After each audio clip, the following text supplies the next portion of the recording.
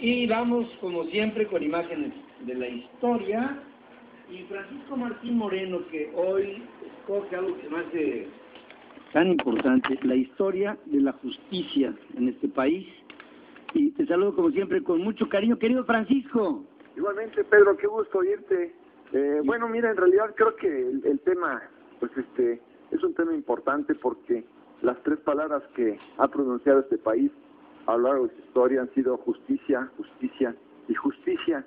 Entonces, pensando precisamente en la justicia, traté de hacer un breve resumen el día de hoy, Pedro, pensando en lo siguiente.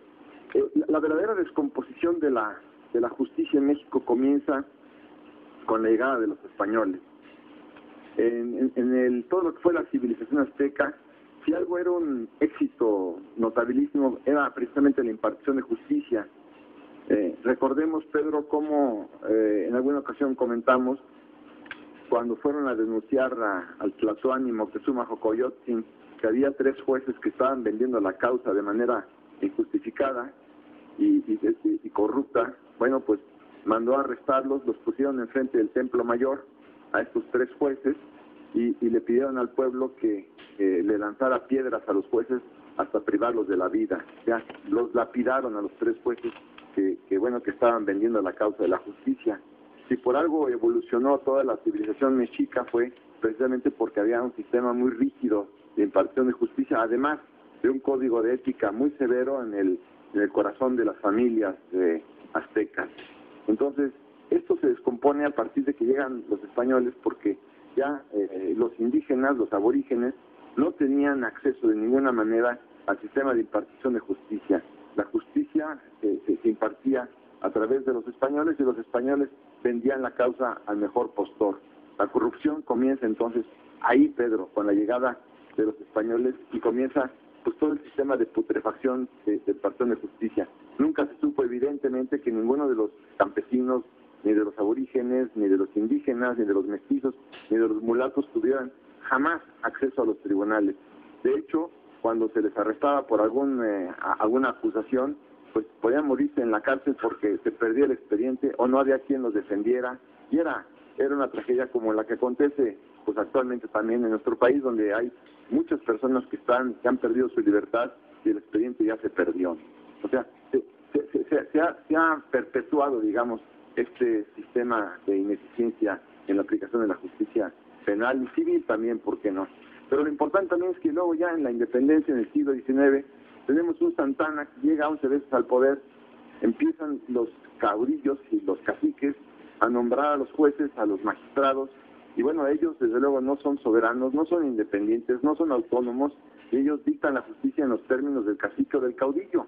Tampoco hubo justicia, no solamente en la colonia, sino tampoco en el siglo XIX, que termina, como todos sabemos, con la dictadura de Porfirio Díaz, que es el primero que continúa, digamos, con la política de la cancelación de la separación de poderes. Cuando acaba la separación de poderes en nuestro país, acaba la impartición de justicia. ¿Por qué? Porque Porfirio Díaz, igual que nombra a los diputados, igual que nombra a los senadores, también nombra a los jueces, también nombra a los magistrados, también nombra a los ministros de la Suprema Corte de Justicia, que dictan la justicia en los términos de lo que disponen los estados de ánimo del dictador. Entonces, ¿cuál justicia? Se acaba la justicia, Pedro, porque la ley no cuenta. Cuentan los estados de ánimo del dictador, del tirano. No la ley, no la norma, no la Constitución. Por más que la juren, como tú y yo sabemos, los hemos visto tantas veces, juro defender la Constitución y las leyes que ella emane, y no que a la patria me lo demande.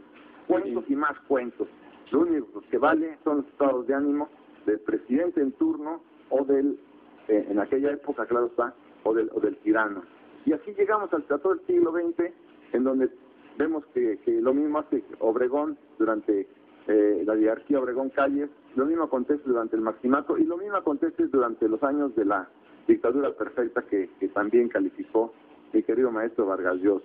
Entonces, vemos con claridad cómo también en la dictadura perfecta, a los 70 años de priismo, bueno, la justicia se dictaba en los términos que decidiera el gran intérprete de la voluntad popular, como sin duda lo era el presidente de la República. El presidente de la República decía cómo se administraba la justicia. Y la ley no contaba, Pedro, como no contó nunca, y hasta la fecha sigue sin contar, desde el momento en que vemos que el 98% de los delitos en este país no se aclaran no se ventilan y la justicia no se aplica. ¿Y en qué se traduce un país en donde no hay justicia? En atraso, Pedro, porque cuando no hay respeto a la autoridad, lo primero que acontece es que un país se atrasa y va instalándose gradualmente otra vez hasta llegar a la época de las cavernas, en donde la gente empieza también a ejercer la autoridad con su propia mano.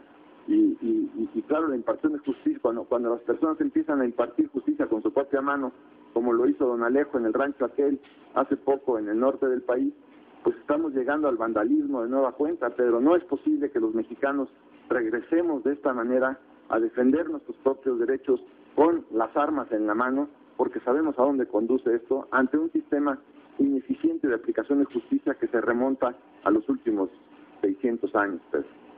Sí, es como dices tú, un sistema que el que sea social, que no tenga un nivel de impartición de justicia respetable, no puede avanzar, por más que haga en todos los órdenes. La justicia es base, proceso fundamental de el proceso humano, y eso es algo... Por ejemplo, Pedro, en este punto que tocas, ¿ves el sistema de impartición de justicia en una Alemania, en una Inglaterra, en un Canadá, en un Estados Unidos, en las grandes potencias? Por definición hay un sistema eficiente de impartición de justicia. Y entonces, este sistema eficiente de impartición de justicia se convierte en la evolución acelerada de una sociedad y de un país. Y a la inversa, donde no hay un sistema eficiente de impartición de justicia, donde la gente empieza a hacerse justicia con su propia mano, hay involución, hay atraso, hay decepción, hay frustración y desde luego una invitación masiva a la violencia, como ya la padecimos en el siglo XIX y por supuesto también en el siglo XX, Pedro. Sí. Es algo que... Sí, dime, sí.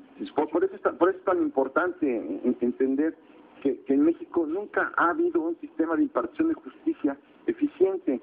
No nos sorprendamos de que hoy tampoco lo tengamos, porque claro, desde la colonia, desde el primer día que pusieron pies los españoles en este país, se acabó el sistema de impartición de justicia. Tú ves la evolución tan acelerada que tuvo la civilización azteca gracias al sistema de impartición de justicia, porque las reglas se respetaban. Las reglas del juego se respetaban. Y aquí, bueno, en nuestro país no se respetan las reglas del juego porque la justicia se arregla o a billetazos o a periodicazos. Y mientras esto suceda, bueno, pues volveremos gradualmente a la época de las cavernas. Pero hace falta hacer una revolución en el sistema de impartición de justicia para que fluyan los capitales masivamente. Hoy por hoy, Pedro, según lo veo con una gran claridad, veo que nuestros socios del TLC mandan miles y miles y cientos de miles de millones de dólares a Asia para maquilar sus productos, cuando son nuestros socios. Ellos son nuestros socios del tratado, y tenemos una economía complementaria con ellos porque nosotros necesitamos de sus capitales y ellos necesitan de nuestra mano de obra. Sin embargo, lo mandan a China y lo mandan a Taiwán y lo mandan a Corea. ¿Por qué? Porque no tienen confianza en el sistema de impartición de justicia en México. Y esto tiene un costo elevadísimo, porque de esta manera podríamos captar todos los capitales que se van a Asia para que llegaran a México, con lo cual no solamente se resolvería el problema de la migración que va hacia los Estados Unidos, sino también se resolverían los problemas del empleo en nuestro país y se apagarían muchísimas mechas que están prendidas de gente muy desesperada. Pero el sistema de impartición de justicia tiene un papel muy importante en la captación de la inversión extranjera también, como un efecto colateral, mi querido Pedro. Sí, es cierto, es totalmente cierto. Y mira, en una planeación estratégica nacional, digamos, una hoja de ruta de México, si es que la pudiéramos hacer, que yo pienso que se debiera hacer, el tema de la justicia ligado con el de la educación traería la solución de todo el resto de los otros problemas de nuestro país. Arreglemos eso, Pedro, esos dos temas que tú tocas ahorita, arreglemos eso y todo lo demás caerá por gravedad. Sin duda. Pero por gravedad, automáticamente. Sí, tiene toda la razón. Ojalá ya haya estrategas que se den cuenta y que planeen para el beneficio del presente y futuro de este país. La pregunta final sería, Pedro, ¿cuándo se murió el último estadista mexicano, caray? ¿Dónde están los estadistas mexicanos y valientes estadistas que mira que los hubo en este país? Pero bueno, pues por lo visto se murieron todos de repente, mi querido Pedro. Sí, algo pasó. Yo creo que hubo ahí una bomba de concusión y dejaron de respirar. Exactamente. Te mando, como siempre, mi abrazo. ¿Cómo te fue en la Feria del Libro allá en Guadalajara? Pues me fue muy bien, Pedro, pero mucho mejor de lo que yo esperaba, porque gracias a que anuncié que firmaba yo libros y que presentaba mi libro el viernes en la feria, bueno, ¿qué quieres que te diga? La sala estaba, bueno, a reventar de muchas personas de tu público, Pedro, que bueno, pues que se presentaron para que yo les firmara los libros y tuve la oportunidad de conocer el rostro de mis lectores, lo cual es una verdadera satisfacción, Pedro. Sin duda alguna, y debes de sentirte muy orgulloso, Francisco, porque, mira, yo, a veces que cuando me toca viajar, ahí es en donde ves y conoces a las personas, mucha gente trae tus libros, enorme cantidad de publicaciones, y eso me da, bueno, cada vez de que lo veo en las manos de alguien, me lleno de orgullo de mi querido amigo. Te mando un abrazo. Igualmente, Pedro, que regreses con bien. Gracias a Francisco Martín Moreno y su comentario el día de hoy.